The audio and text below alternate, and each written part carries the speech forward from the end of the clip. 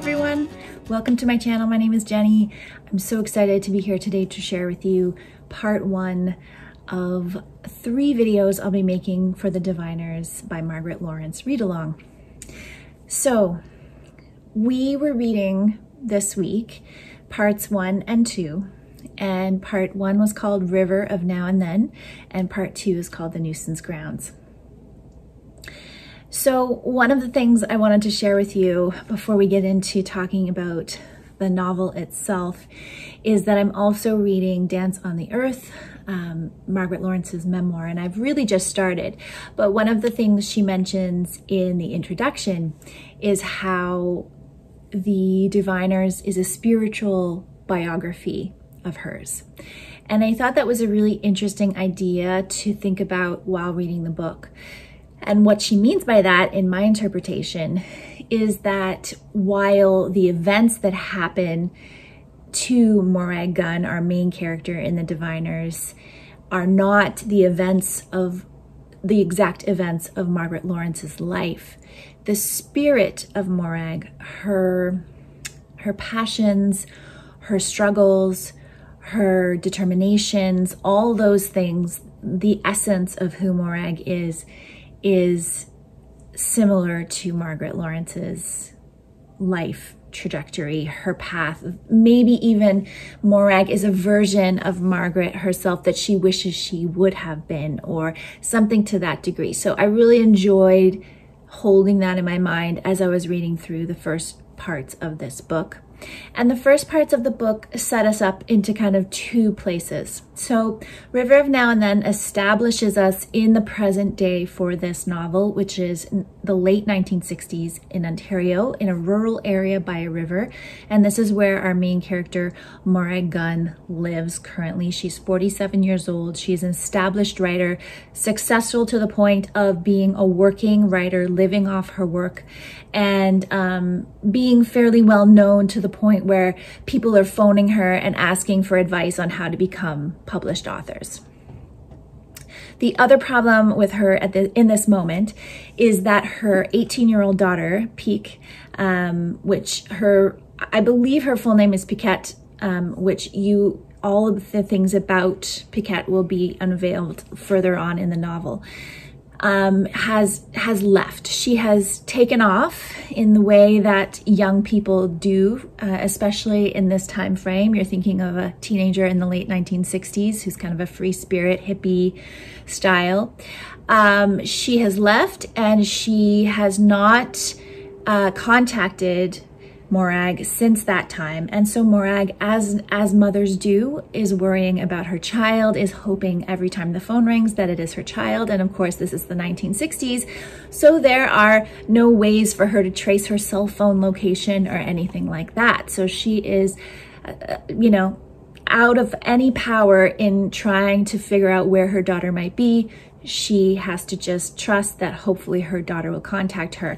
And I think underlying all of that, you feel this tension between Morag and her daughter, that kind of typical teenager, you've done everything wrong and I can't stand you feeling, and the tension between the 2 of them that has come from whatever incidents in Piquette's childhood that she is, currently blaming her mother for or holding her responsible for.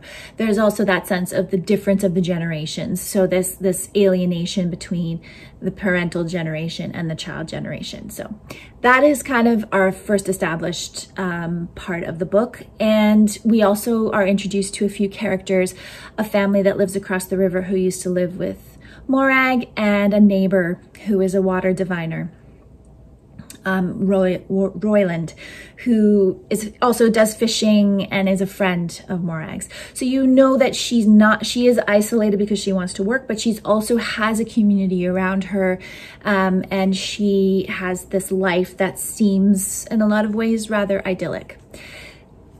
Then we move into the nuisance grounds section, and throughout, I believe starting in River of Now and Then as well, there are specific ways that Margaret Laurence decided to tell this story. The first are called snapshots. So these are descriptions of photographs that Morag has of her childhood. Morag was born in the 1920s. Obviously at that time, there's, especially for people living rurally or small town or, you know, without a lot of money, there's not a lot of photographs taken. So she's listing the photographs. These are probably the only photographs she has of her childhood. And she talks about her parents, what she knows of them. We find out, of course, in the first part 1 or 2 that her parents die, and they die of polio, which of course was, there was no vaccine for polio at that time in the 20s and 30s. And interestingly enough, and it's mentioned in the book, polio usually attacked children. It was not usually a disease that adults would succumb to, but both her parents succumb to it. She's kept away from them by a neighbor, and then her parents die. And so at this point, she, you know, the town kind of comes together and says, okay, how are we going to deal with this problem with this girl? Where is she going to go? And they decide to place her in the town of Manawaca with Christy Logan and his wife Prin. Christy fought in World War I with Morag's father. And so that is the place that she goes to live. So once we get into Manawaca, and into part 2, really, we're kind of following episodes in Morag's life growing up. Christy Logan is a fantastic character, so vividly drawn. He survived the war, and he is now they call a muck or garbage man, garbage collector. So he goes around the town with a horse and cart. He collects refuse from people's homes and takes it to this place they call the nuisance grounds, which essentially is the dump of the town. And this life is, you know, he's such a character full of dignity, but it's obviously a life that is difficult to many and is looked down on in the town. There's a very big hierarchical structure in this town, and, you know, Christy Logan is considered at the bottom of this pen. And his wife, Prin, is overweight, and you get this sense from her that she kind of gave up on her life. And while she has some, you know, qualities, and she is kind to Morag, and she loves her husband, and there's like a sense of love in the family, she also represents a very kind of sad and removed element of the story, based on the way Morag is raised by the two of them. I could go into a lot of detail about these two characters because they're such an integral part of the book, including Christy being a storyteller. And Christy will go into stories from time to time in the narrative. And so he will tell stories that he has kind of made up about Morag's family history, and about how, and that to give her kind of a sense of herself, to give her some sense of ancestry, because really as an orphan, he knows that she's like floating in a space, and he's trying to ground her in something that she can hold on to. And she responds to these stories he tells her, and it enlightens her imagination. It gives her a sense of self, and that helps her to get through, you know, what is, you know, a difficult adolescence and childhood based on her status in her life. She always feels separate than others. She always feels like she's an outsider based on her clothing, based on her where she lives, and she lives in the bad part of town, and based on her removal from access, you know, through being of a certain class, of a lower class, of a working class, etc. So along with the snapshots, which are the descriptions of the photos, we have what's called memory bank movies. And so these are the snippets of the novel where we go back and learn about moments in Morag's childhood and adolescence. And I think these parts are so well done because they really give you essentially like a vignette of a situation, but they're not, and they are done chronologically, so you're not really jumping back in time. You're moving through her age and advancing through these memory bank movies, but you are going into significant moments in her life. You're not, you know, hearing about every single thing, obviously, but you're getting these little significant moments. And yeah, there's just a lot there. We also meet Skinner or Jules Tonnerre in this part of the story, and we start to learn about the Tonnerre family, who are a Métis family. And in the story at this time, they were called half-breeds because they were descendants of Indigenous and French settlers and Indigenous people, and they have a whole culture that is specific to this ancestry that is still there today. But at this time, the Métis people were often relegated to roadside living because their land was taken, and they weren't seen as having a status the way you would if you were an Indigenous person, because when you're Indigenous, you would get a reservation and things, but because Métis people had mixed heritage, they were kind of relegated to the sidelines. And so you see that the Tonnerre family live in a shack, and they, you know, subsist off of what they can. The mother early on abandons the family, and so Jules is in school with Morag from time to time, but is not consistently there, and struggles with the family structure that he has with his father. And, you know, Jules is an important person in Morag's life. He is she's physically attracted to him. They have a connection, and a lot of that connection is based around their status in life, because Jules considers himself an outsider based on his heritage and where he lives and the life that he has to lead, and he sees that Morag is also in that situation, and so there's kind of this connection between them. And there's other characters also that come up in this time that live in Manaoaka that have varying degrees of access and ability, and they all interact with Morag in this way that you see this character growth. You see her seeing what she doesn't want to be, but seeing, you know, what other people are going through, and all of this is about access, class, who's got the power, etc. So there's so many deep, rich layers to a lot of the characters and the situations that a lot of the characters find themselves in. Okay, so I don't want to run the risk of making these videos too long, because I could really talk about a lot of these things for a really long time. So let me know in the comments if you would prefer me to wax poetic longer about these sections or not.